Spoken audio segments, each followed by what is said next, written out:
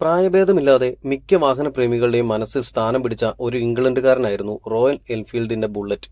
അതിന്റെ സൗണ്ട് കേൾക്കുമ്പോൾ കോരിത്തരിക്കാത്തവർ ആരും ഉണ്ടാവില്ല.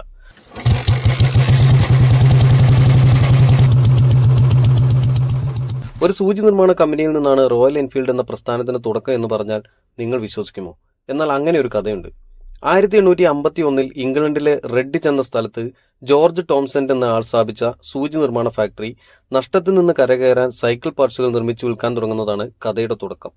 പിൽക്കാലത്ത് സ്വന്തമായി സൈക്കിൾ നിർമ്മിക്കാൻ തുടങ്ങിയപ്പോൾ വിജയം കാണാതെ വന്നതിനാൽ തകർന്നുപോയ കമ്പനിയെ ബാങ്കിന്റെ കയ്യിൽ നിന്നും തിരിച്ചുപിടിച്ച് പുതുജീവൻ നൽകിയത് രണ്ടു പേരാണ്, ആൽബർട്ട് ഈഡിയും റോബർട്ട് വാക്കർ സ്മിത്തും.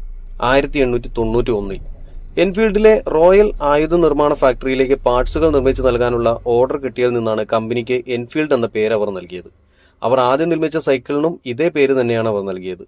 1901 ആദ്യ മോട്ടോർ സൈക്കിൾ പുറത്തിറക്കിയെങ്കിലും നമ്മൾ ഇന്ന് കാണുന്ന ബുള്ളറ്റിന്റെ രൂപം കൈവരാൻ 1932 വരെ കാത്തിരിക്കേണ്ടി വന്നു. റോയൽ എൻഫീൽഡിന്റെ തലവര മാറ്റിയ മുതൽ ചിലവ് കുറഞ്ഞ ജാപ്പനീസ് ബൈക്കുകളുടെ വരവോടെ നഷ്ടത്തിലായ കമ്പനിയെ പിന്നീട് കരകയറ്റുന്നത് നമ്മുടെ ഇന്ത്യയാണ്.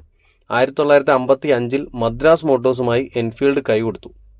സൈനിക ആവശ്യങ്ങൾക്ക് വേണ്ടി അവർ ബുള്ളറ്റ് നിർമ്മിച്ചു കൊടുത്തെങ്കിലും കംപ്ലൈന്റ് കൂടിയതോടെ അവർക്കും എൻഫീൽഡിനെ രക്ഷിക്കാനായില്ല. അപ്പോഴാണ് നമ്മുടെ താരം എത്തുന്നത്, ഐഷർ മോട്ടോർ.